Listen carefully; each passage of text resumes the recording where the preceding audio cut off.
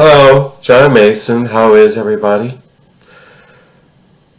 Well, we've heard all about the conviction and sentencing of Joaquin Guzman, the big terrible Mexican drug cartel leader, aka El Chapo, and all through the testimony by former associates, we all read the stories. I remember the article in the January 31st edition of the New York Times about how Guzman's cartel smuggled drugs into the United States by such means as through legal ports of entry, like using the ships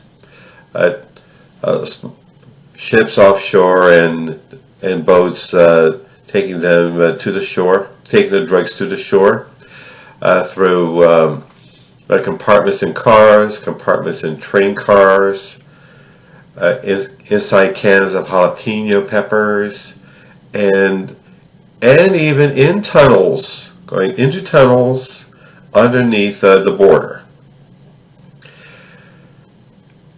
And we reflect, how the hell is Mr. Trump's wall, which he's begging and pleading for, stomping his little feet, ranting and raving for, how is his wall going to prevent the drugs from coming in? It's like prohibition. There is a demand for a certain product, like in the 20s, alcoholic drinks, and since they were illegal and people still wanted them, it was criminal cartels that imported, either manufactured or imported the alcohol for consumption. Same thing with narcotics. There is some demand for narcotics in this country, and there's always going to be criminal cartels, vicious, ruthless, homicidal criminal cartels, willing to supply the demand. And eventually there's always going to be the corruption of public officials. Trump's wall isn't going to solve anything. Everybody knows that. It's just a bunch of political grandstanding and playing to a racist portion of the country, racist portion of the population that is scared of dark-skinned people. Like with the caravan. Before the midterm election, there was this big hype and talk about the caravan of people leaving oppression, leaving political repression and violence and corruption in their home countries in Central and South America and converging on the border with Mexico. Now, what about the caravan now? Do you hear anything about them? No. Of course, this also leads to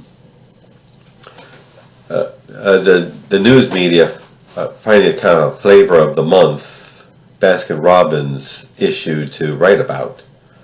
It's the unfortunate thing, no real follow-through after the initial hype. But the point is, Trump has been using and continue to use racist fears to stir up his base and get his way. It's going to be particularly interesting now that with the Mueller investigation, now that things are closing in on Trump. There's even talk of impeachment, or he might resign. Do you think that Trump would try to stir up his base and cause him to freak out if he is backed into such a corner? How far would his supporters go to try to defend him? Those are things we have to think about. And this is President's Day. What kind of person occupies the office held by Washington, Lincoln, the two Roosevelts, the titans of American history? What kind of man is this? with his finger on close to the metaphorical nuclear button. Americans, educate yourselves about the real stories. Read the newspapers, read the alternative newspapers, read the books in the library and the universities. Educate yourselves.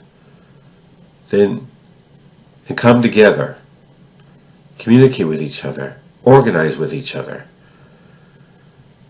And come together. And we can overthrow this idiot and everything around him. Pence too. Happy President's Day. Bye.